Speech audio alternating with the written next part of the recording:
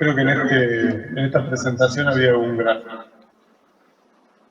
No. En el video hay... Está en el video, pero no vamos a ver todo el video. A ver no, si... pero había una diapositiva Creo que en el otro está, sí que había otro.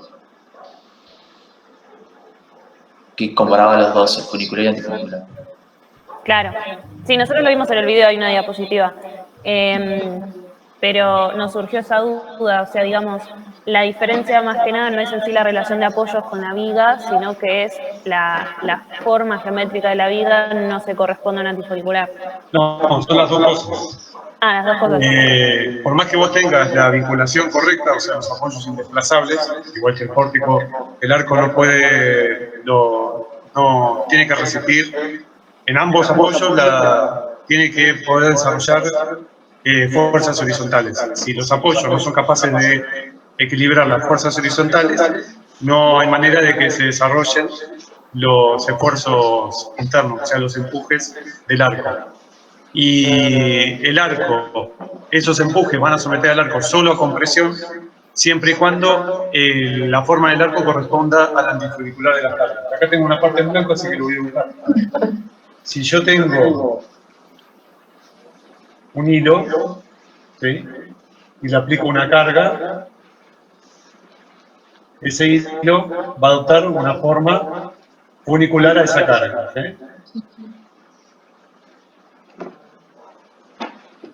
Imaginen que acá multiplico la cantidad de cargas y entonces el funicular a ese estado de cargas se va aproximando a una parábola, ¿sí?, porque tengo muchas más cargas. Por cada una de estas cargas voy a tener un descenso, ¿sí?, en el cable. A partir de que la distribución de cargas es prácticamente uniforme o directamente uniforme distribuida en planta, la forma que adopta el funicular del cable es una parábola de segundo grado, que es algo así. Cuando yo digo el antifunicular al estado de cargas, es que si el funicular es una parábola, el antifunicular es la misma parábola invertida, ¿sí? Y la primera trabaja a tracción y la otra a compresión pura. Claro, esto trabaja a tracción, solo a tracción pura. Por lo tanto, su inverso, el antifunicular, trabaja solo a compresión. ¿Con qué condición? Que no pueda cambiar su forma, porque en el momento que cambia la forma, se aparta de ser el antifunicular, ¿sí? Por eso la rigidez del material. El segundo punto es que en estos puntos, en este lugar, haya algo capaz de resistir una carga horizontal. ¿Por qué? Porque por acá está viajando una acción, ¿sí?, en esta dirección.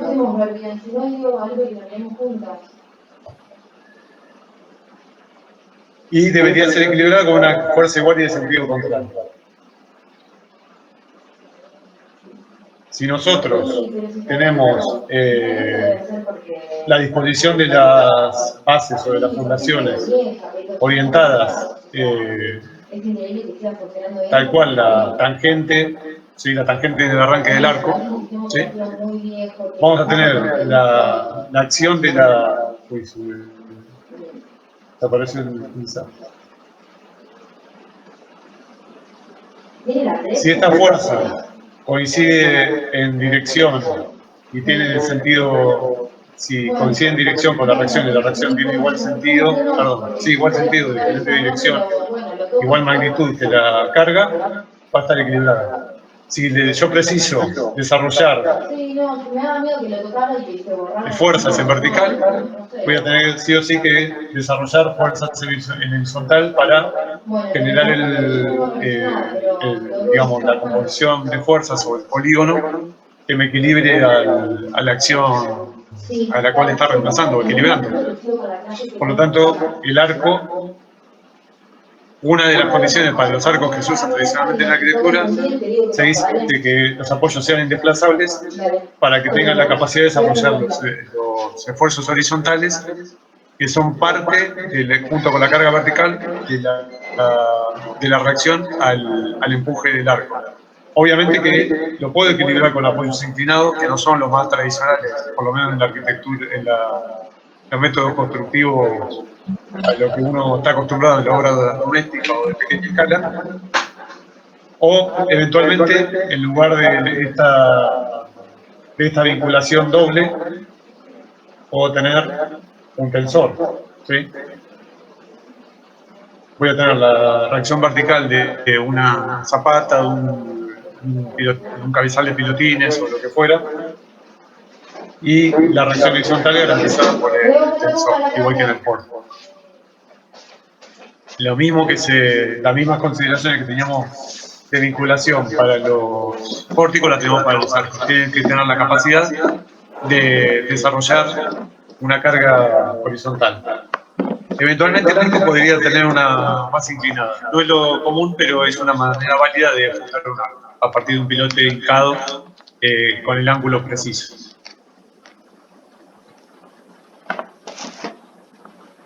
Entonces, digamos, en ese sentido, el arco triarticulado es isostático, pero tenemos que esto es necesario con el pórtico. Lo que tenés que asegurar es que los apoyos sean desplazables. Si tenés dos apoyos dobles, ya directamente el arco, por más que sea isostático, no tiene desplazamiento. Apoyos dobles, 2 grados de libertad, por lo general es el vertical y el horizontal, ¿sí? No, lo digo en general porque es algo que uno lo da por sabido, pero ya pasaron 4 años de materialidad, así que capaz que algunos lo precisa refrescar. Entonces, puede ser un arco isostático que sea capaz de resistir los empujes, siempre y cuando la relación de los apoyos, los dos, restrinjan los desplazamientos horizontales. O tengan un tensor, sin llegar a ser hiperestáticos. Después, en relación a las cuestiones del predimensionado, en el video, por lo que estuve mirando, dicen que bueno, es la luz, la longitud sobre la flecha, dicen que la relación óptima de luz sobre flecha es entre 3 a 6 metros. Pero digo, ¿hay algún parámetro de medir cuánto aproximado puede llegar a medir un arco? Sí, te entiendo. Es muy amplio el rango precisamente porque va a depender de la necesidad del proyectista. O sea, vos podés tener porque ya estas tipologías pasan a formar parte, como todas las estructuras, pero estas son más evidentes, del espacio arquitectónico. Entonces, como el espacio es algo que uno modela en la función del proceso de proyectos, puede ser que precise una variedad de alturas útiles, por ejemplo, debajo del arco, o una variedad de formas del arco para determinada expresividad. Por eso uno puede ir de 1/3 a 1/6 de la luz en cuanto a las flechas posibles. No significa que siempre tenga que ser 1/3, siempre 1/6, ni la respuesta sea 4,5. ¿Se entiende? Es un rango amplio que va a depender del proyecto.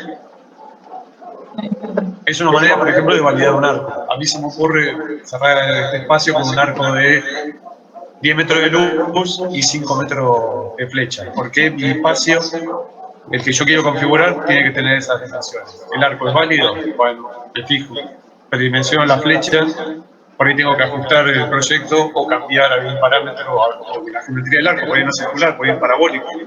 Los arcos parabólicos ganan altura más rápidamente porque el arranque es más, se aproxima más a la vertical que circular. Son muchos otros recursos.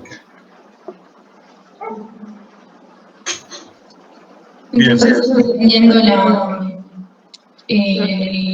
la parte arquitectónica de acuerdo a la forma y demás, ¿no? Claro, los extremos para Para las fórmulas de predimensionado, en arco sobre todo, porque después ya las demás tipologías es más acotado. Básicamente depende de la forma que uno le quiere dar. Sí. Y esa forma va a ser válida o no si cumple los parámetros de predimensionado. No es tanto proyectar a partir del predimensionado, sino validar el proyecto a partir de todas las opciones que te permite el predimensionado.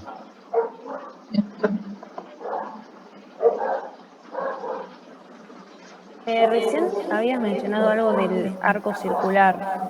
El arco circular no funciona tan bien como el antifunicular, ¿no? Pero es más, o sea, más fácil de construir. ¿O lo entendí mal? Sí. El arco circular es antifunicular a un estado de carga, que es una distribución radial de cargas. Es la más común en la arquitectura. Si las cargas tienen la orientación de los radios de la circunferencia, la respuesta más eficiente es precisamente el arco.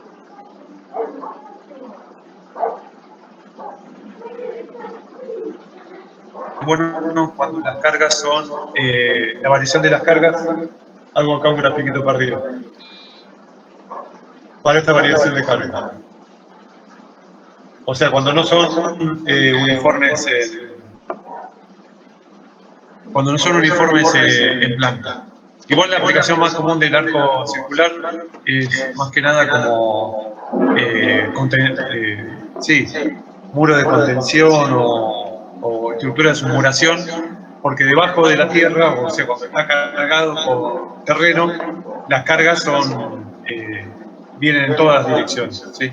Por eso, por lo general, la forma de los túneles es circular, además de la facilidad constructiva, porque tiene cargas que confluyen hacia el centro, o sea, la Tierra trata de volver a ocupar su lugar. En arquitectura, los arcos circulares por lo general se usan, sí, por simplicidad constructiva.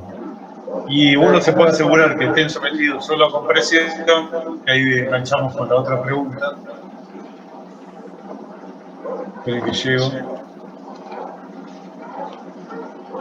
Es esta figurita de la excentricidad estática, línea de presiones y núcleo central.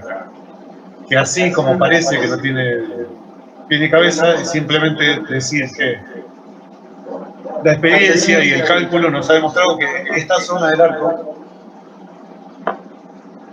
¿sí?, la ubicación dentro de esta zona de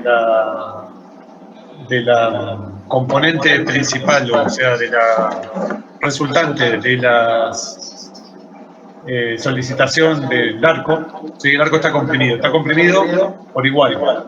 Si yo me aseguro que la componente o la resultante de esa compresión pasa dentro del arco de presiones, de este rombo, que la línea de presiones cae dentro de este rombo, de este núcleo central, yo puedo decir que el arco está predominantemente comprimido. O sea, el arco nunca va a estar comprimido uniformemente, salvo que sea una estructura teórica.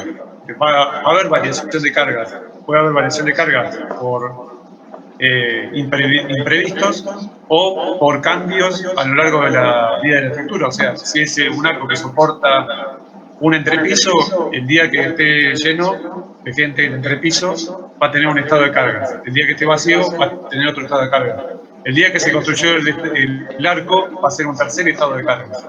Entonces, la manera de asegurarnos que el arco esté comprimido bajo cualquier estado de cargas es que todos esos estados de cargas, el resultado, la fuerza resultante, caiga dentro del núcleo central. Puede estar en el centro, entonces la variación de presiones del arco va a ser, perdón el dibujo, ¿no?, va a ser uniforme. ¿Sí? Puede estar en uno de los extremos del rombito, voy a cambiar de color, puede estar en este extremo, entonces la variación de presiones no va a ser uniforme, pero va a estar predominantemente comprimido, ¿sí? Acá estoy exagerando el dibujo.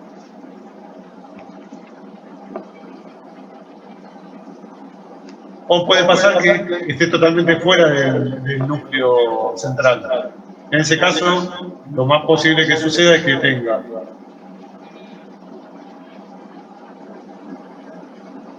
una compresión dominante, pero aparezcan tracciones, ¿sí? A partir de cierto punto. Si esto es muy excéntrico, puede inducir a la aparición de tracciones. En ese caso, la estructura ya no se va a comportar 100% como un arco, sino que va a tener comportamiento de viga también. O sea, va a haber que dimensionarlo a la tracción. Por eso, siempre y cuando mantengamos la línea de presiones dentro del núcleo central, ¿cómo garantizamos eso? Respetando el predimensionado, ¿sí? A partir de los parámetros que nosotros fijamos como deseable del predimensionado, nos aseguramos que el arco, ¿sí? El arco desarrolle su línea de presiones lo más cerca posible o dentro del núcleo central. Y con eso tenemos una garantía más para el funcionamiento de la compresión, sumado a la forma y a los apoyos.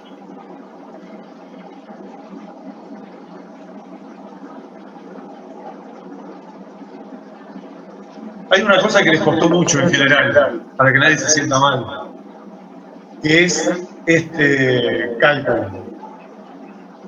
No sé por qué.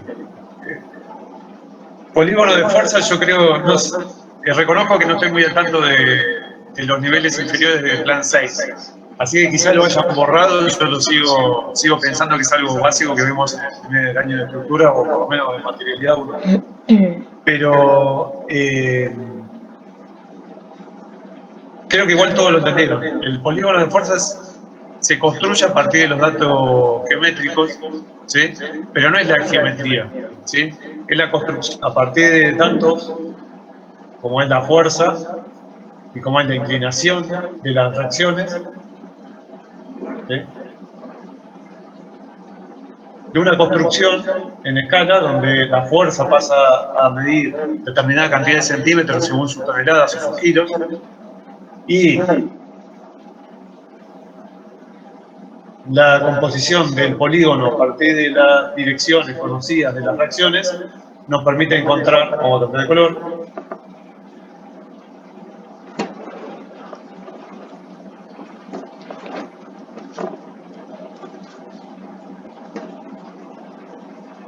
las reacciones en cada dirección, en cada una de las direcciones conocidas, que son P y A. ¿Sí?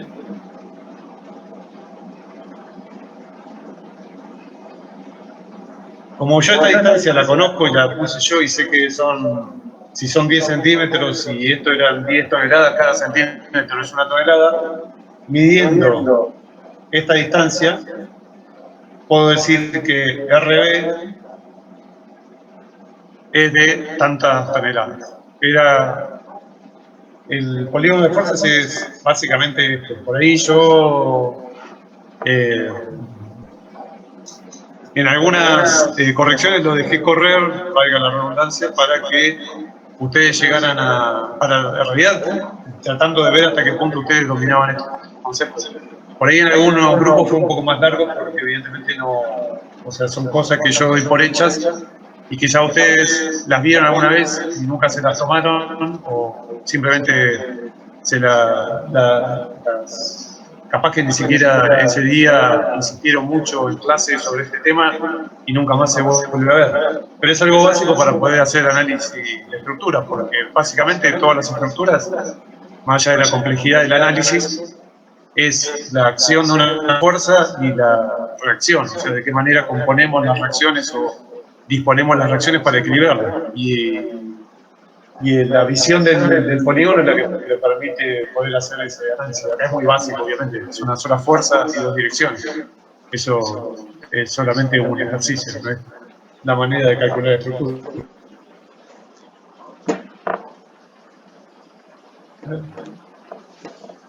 porque volvamos al listado a ver qué más tenemos para barrer de arcos. Era otro de los temas que nos preocupó en general durante la cursada. Bueno, el tema de grado de libertad ya lo vimos, la clasificación, no sé cuál podría ser la duda, pero me parece que la resolvieron. Sí, no, más que nada el tema del isostático, peristático, nos habíamos confundido, pero bueno, nada, ya lo hablamos y ahí ya lo explicaste. Bueno, y la diferencia entre arco y pórtico la vimos, es básicamente de geometría y de vínculos. O sea, el pórtico son múltiples barras, el arco es una sola, y la forma. ¿Cómo se da el desplazamiento de apoyo que hace que el arco pierda su capacidad? No, el objetivo es que no la pierda. Por lo tanto, hay que garantizar a través de la vinculación interna o externa que los apoyos sean indesplazables. El arco circular trabaja peor si no es el antifunicular al estado de cargas. La excentricidad estática lo acabamos de pasar así muy por arriba. ¿Se entendió, no, lo de la excentricidad estática? O sea, es básicamente el concepto.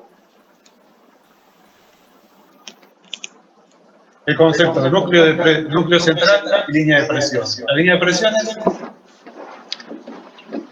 esto que nunca lo hicimos, que es los valores de la excentricidad calculados para cada progresiva del arco medidos en el eje baricéntrico de la sección.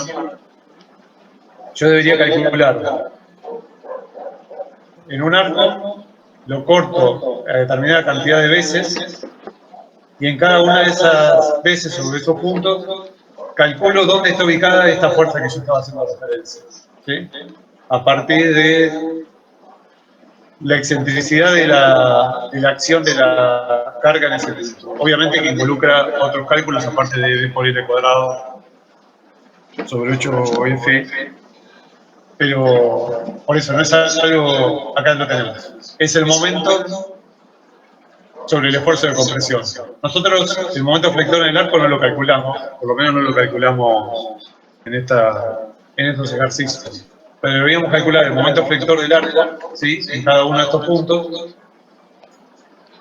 y al dividirlo por la carga de presión nos da un valor de excentricidad. Ese valor de excentricidad se tiene que mantener dentro de el núcleo de presiones, que vale H por E3. O sea, desde acá hasta acá es un tercio de la altura. Por lo tanto,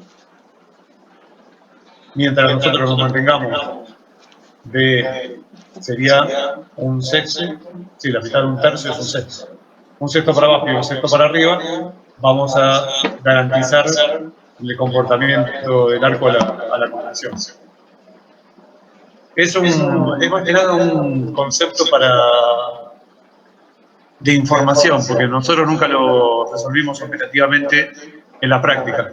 Una manera de calcular la excentricidad sería desarrollar un cálculo de momento en un punto, aunque con una carga puntual seguramente que la excentricidad sería infinita y ahí habría una función, porque esta carga puntual no tiene ninguna relación con el antifunicular de las cargas. ¿Se entiende?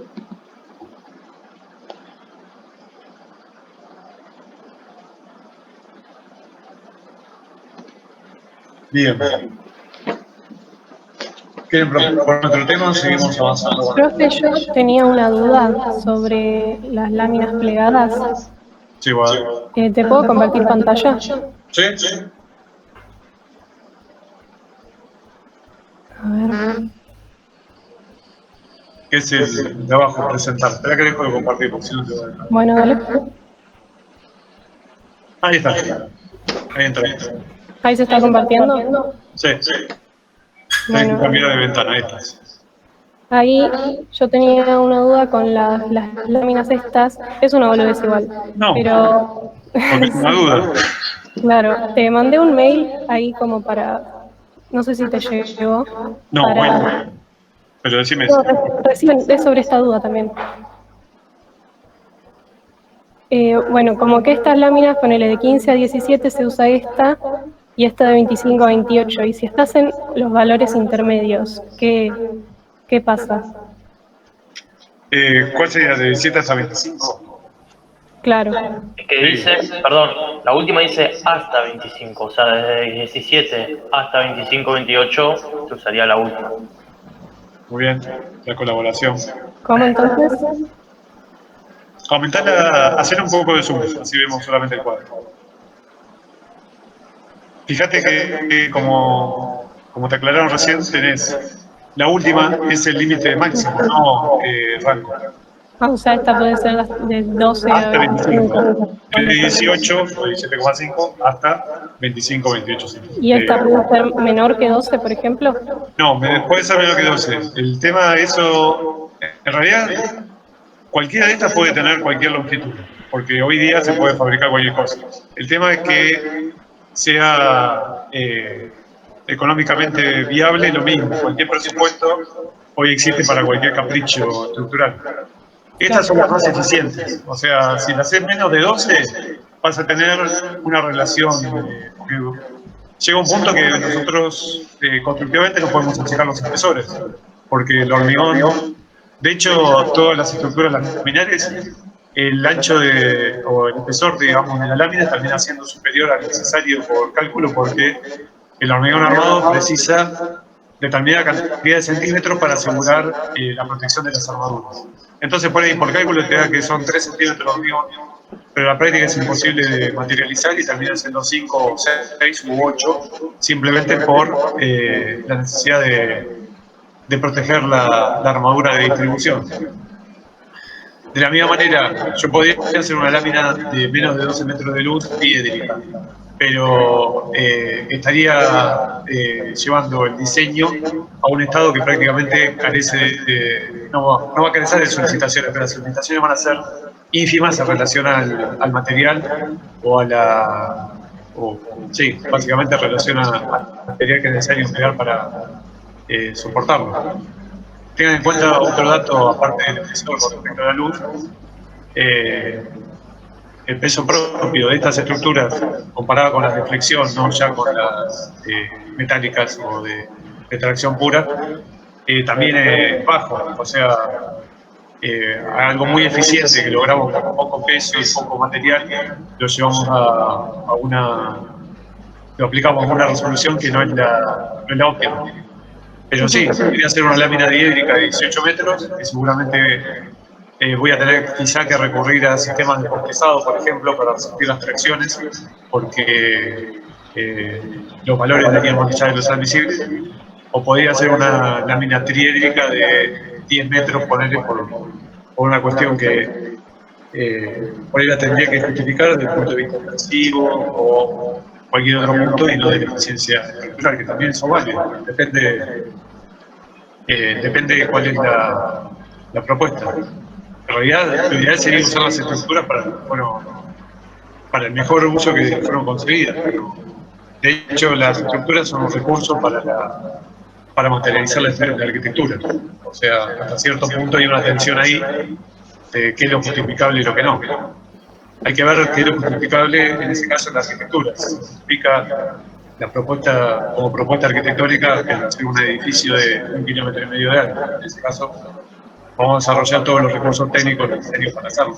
Ahora, si es para hacer una semicubierta de 2 metros, y por ahí no le cuelgo una lámina empotrada en su extremo. Por ahí desarrollo un techo colgado por ahí.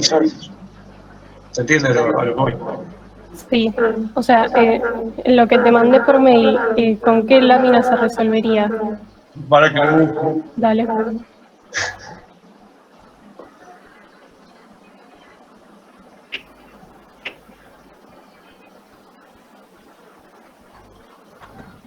Láminas de 21 metros. Sí.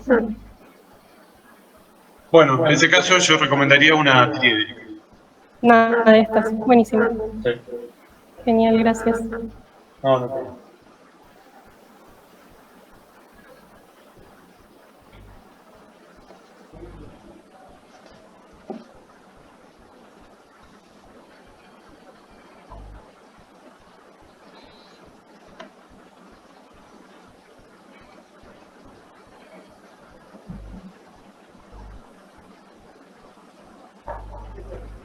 ¿Alguna duda? ¿Con qué seguimos? Propongan.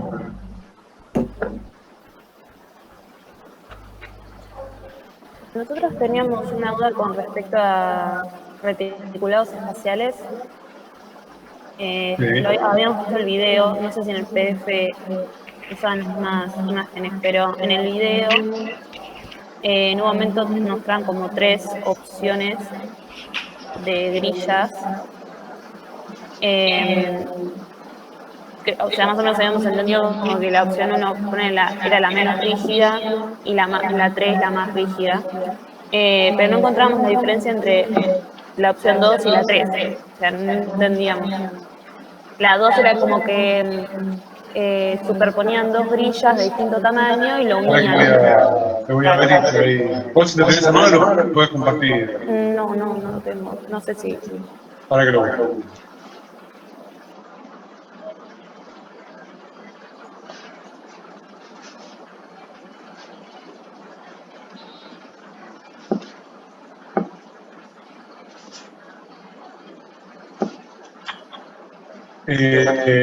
Perdón, ¿a cuál era? Era el video de la clase de presentación de grillas espaciales. El video. Claro.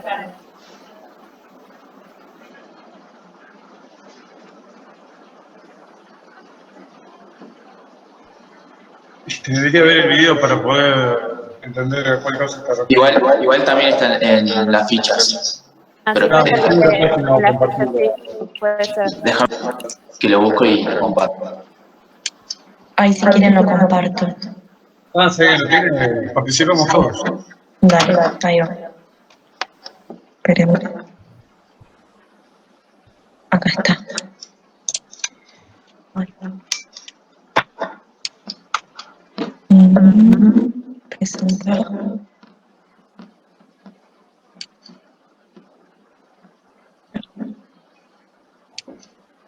Esperen que... Ahí está.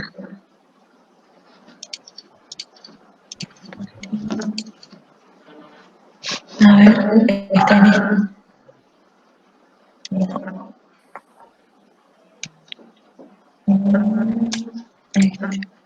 Acá.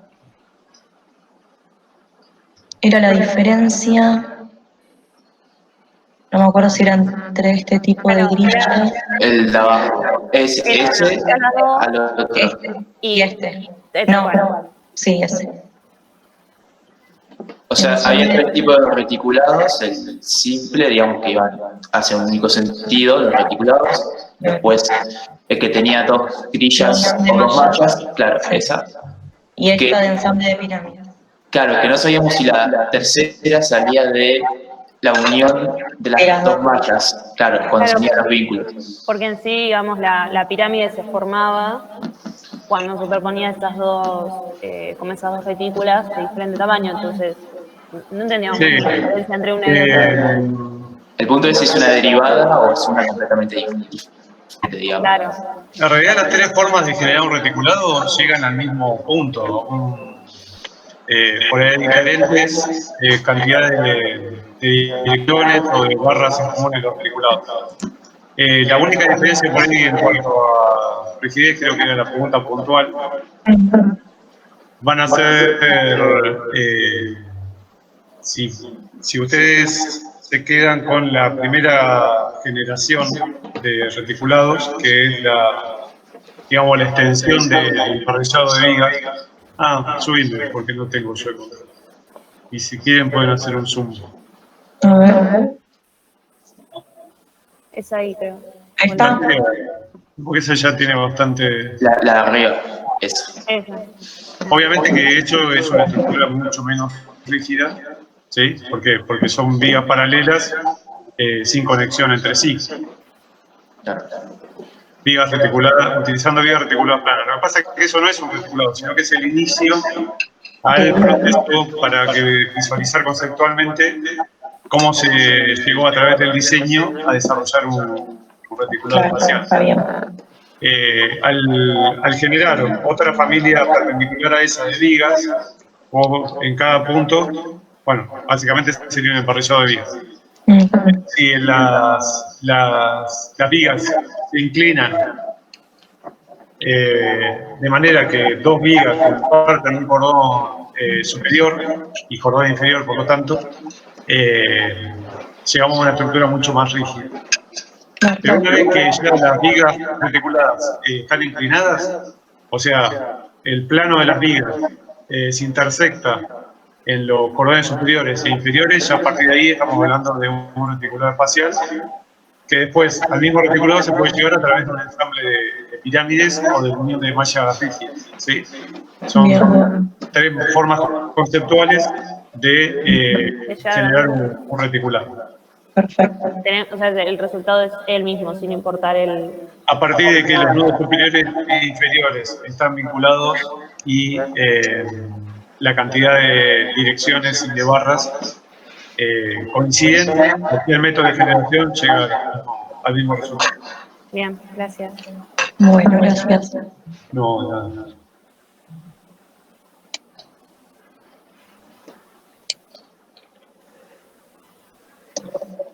Después otra duda que teníamos con respecto a lo mismo a grillas, es que se decía como que, ¿cómo era? Que decía que son estos axiles,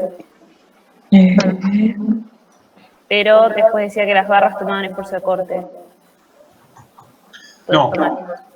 En cuanto a grillas, les tiene que quedar claro que la única solicitación a la cual están diseñadas las barras, para la cual a la cual van a responder por diseño, es a los esfuerzos.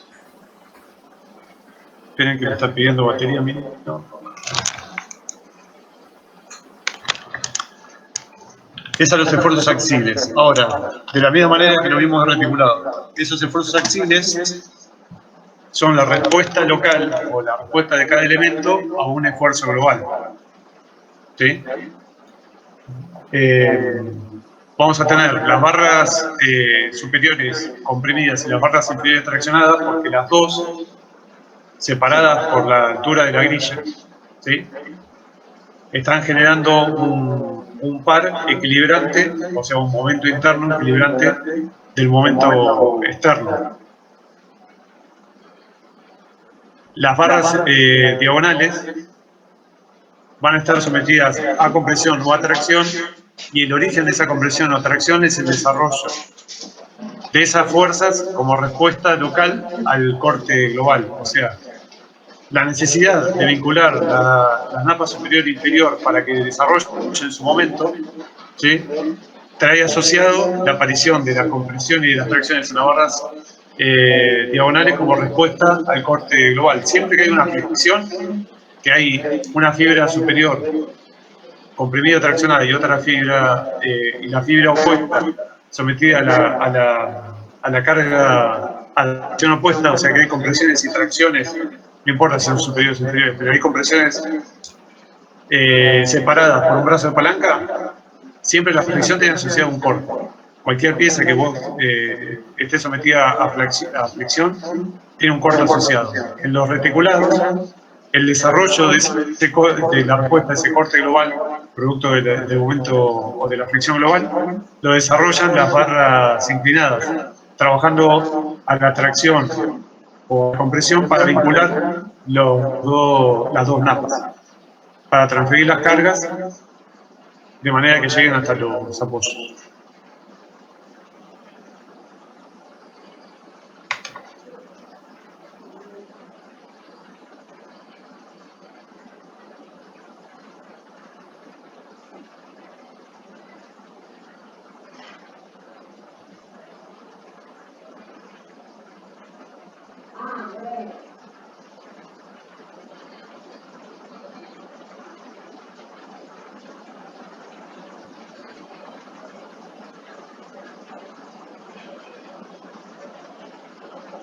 ¿Dudas?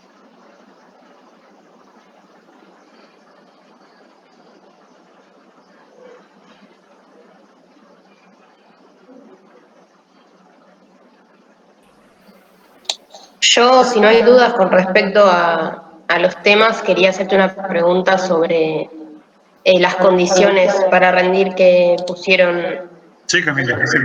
ayer. Es una preguntita sobre lo de la libreta. No entiendo esa parte de sacar la foto con la primera hoja manuscrita detrás, o sea... Es para vincular de alguna manera su examen a su identidad, porque nosotros no tenemos manera de saber quién es el que trabaja detrás de cada hoja. listo, o sea, sería la misma foto, la libreta con las hojas de fondo. Claro, sí, como para mostrar el espacio de trabajo y las hojas que después vas a subir separadamente. Pero es una manera mínima de vincular es como estar en el presente, vincular el parcial con el alumno. Sí, a mí yo perdón, le saco foto porque me la dejé en La Plata, yo no soy de La Plata y estoy en mi casa, le saco foto al documento. Sí, ¿qué tenés para sacarle fotos? ¿El celular? Sí, sí, sí, Claro. sí. Si ustedes se fijan, debajo de la publicación compartimos 3 herramientas que ustedes capaz que la conocen o capaz que conocen alguna otra que hace lo mismo, que es transformar una imagen sacada por la cámara como si hubiera sido escaneada. Por eso una sugerencia era que practiquen, porque les va a permitir sacar la foto de la hoja en cualquier orientación que ustedes consigan con la cámara y esos programas la aplanan y mejoran el contraste y la definición y va a aparecer el texto como si hubiera sido escaneado. Es mucho más fácil de leerlo. Se puede hacer de otras maneras, pero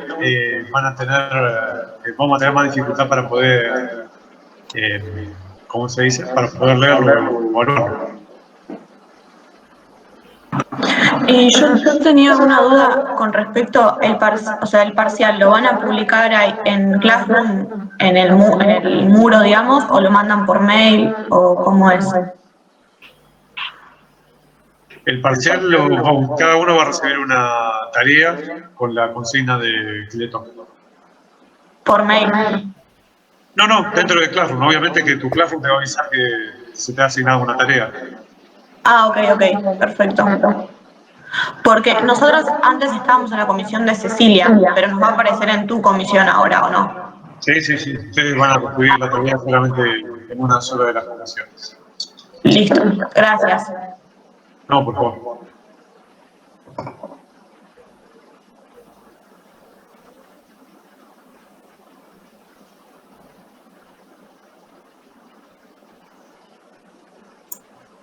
Profe, para desarrollar el parcial, ¿precisamos algún tipo de herramienta de dibujo técnico o simplemente con esquemas estaría bien?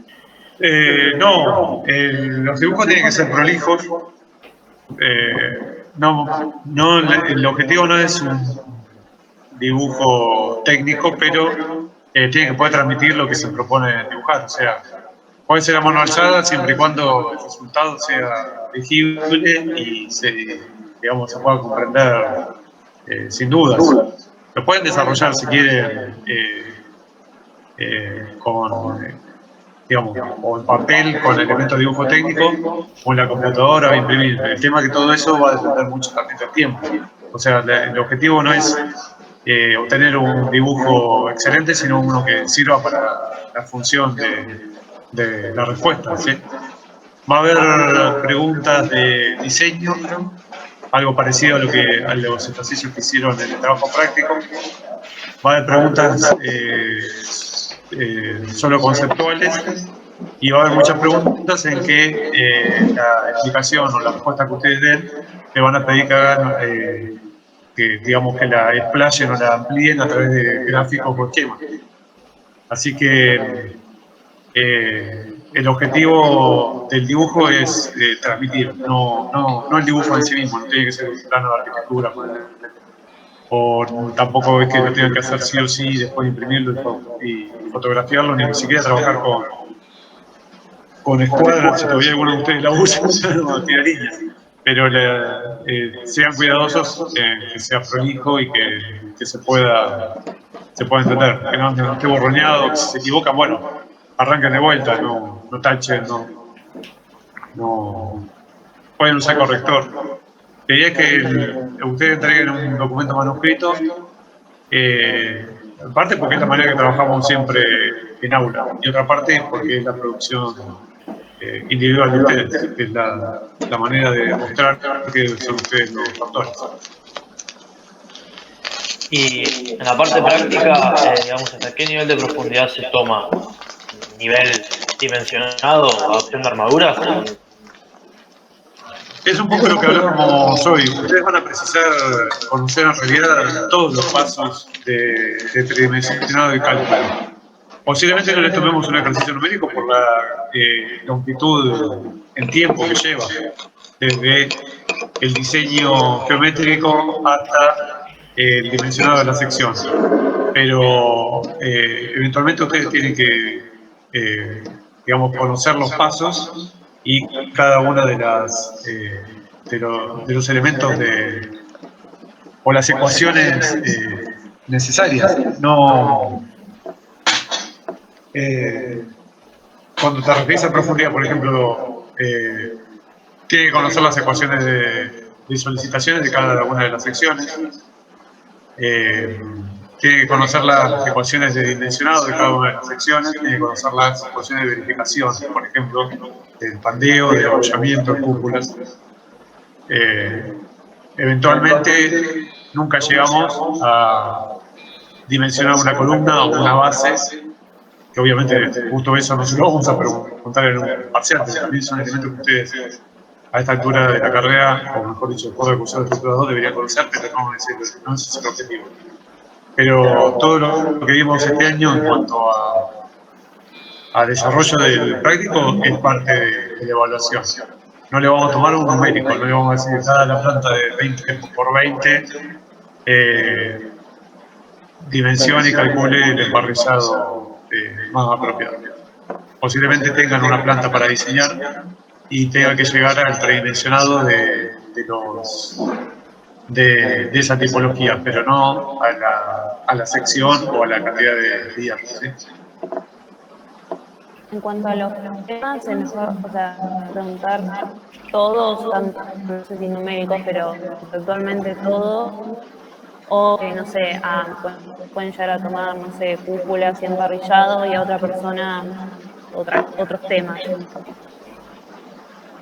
No, por lo que tenemos diseñado hasta ahora, no le vamos a tomar todos los temas a todos por una cuestión de volumen de respuestas. Porque ahí no podríamos, no nos alcanzaría el tiempo, o no podríamos preguntar con profundidad suficiente cada uno de los temas. Pero van a ser varios temas. O sea, no va a ser uno solo por ir a la lotería. Va a estar más complicado, vamos a tener varios números, pero no va a ser, por ejemplo, alumno 1, arcos, alumno 2, emparrillado, alumno 3. Va seguramente a resolver múltiples temas. Seguramente no tenemos todos, pero sí va a ser más de uno.